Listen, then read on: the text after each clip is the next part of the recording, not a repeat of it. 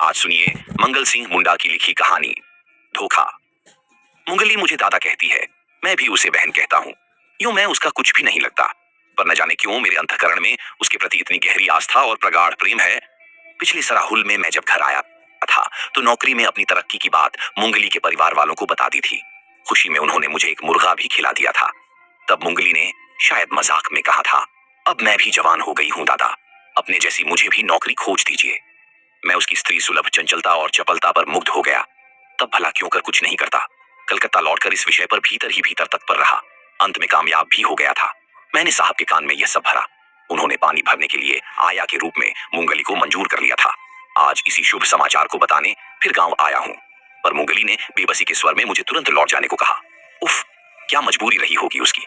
उसके लिए मैंने क्या क्या नहीं किया। साहबों के घर घर जाकर अकेले में साहिबानों से उसकी दर्दनाक दास्तान सुनाई थी।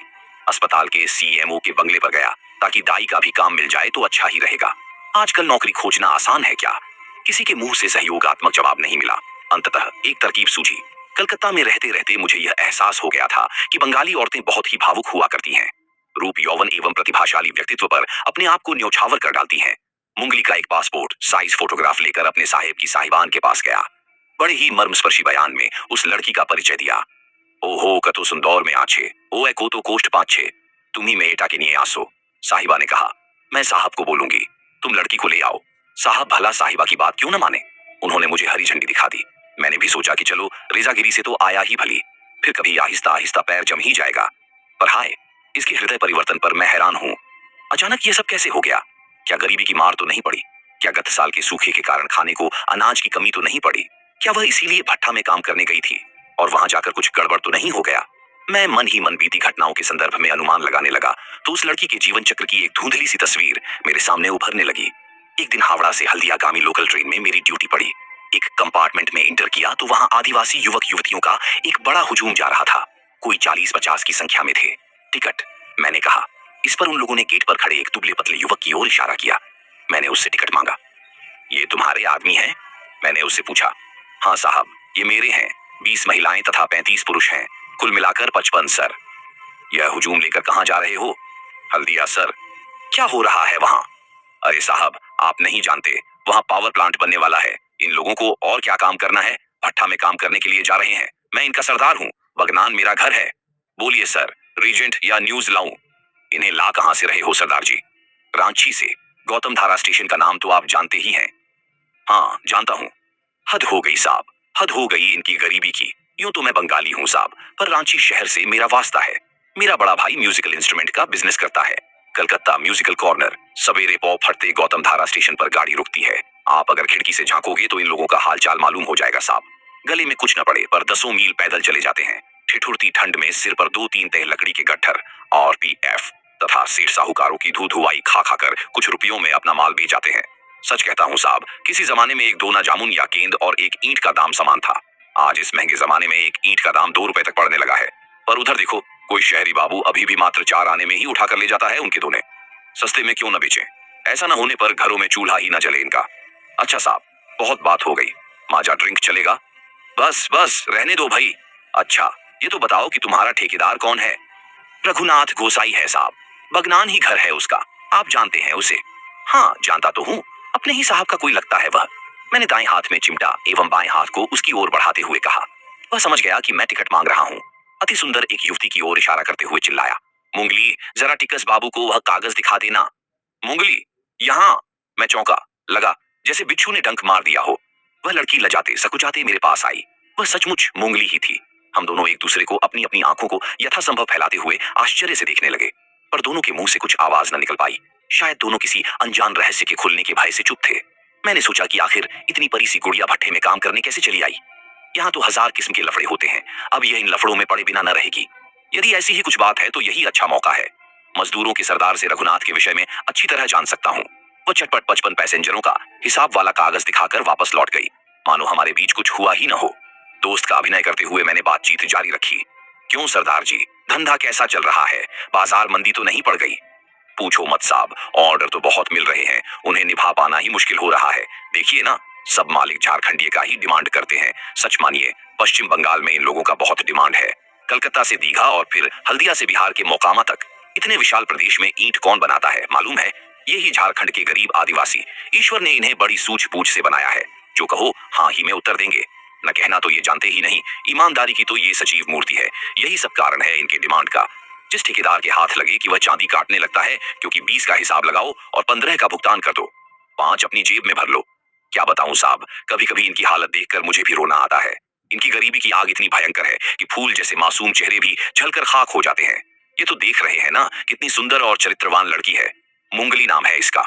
ठेकेदार रघुनाथ के जाल में फंस गई बेचारी। इसके माँ बाप भी कैसे हैं कि ऐसी जगह में भेज देते हैं। क्या कहा? ठेकेदार रघुनाथ से इसका? हाँ साहब, क्या आप उसे जानते हैं? मैंने कहा, मेरे साहब का कोई लगता है। तब तो उसके चरित्र से भी।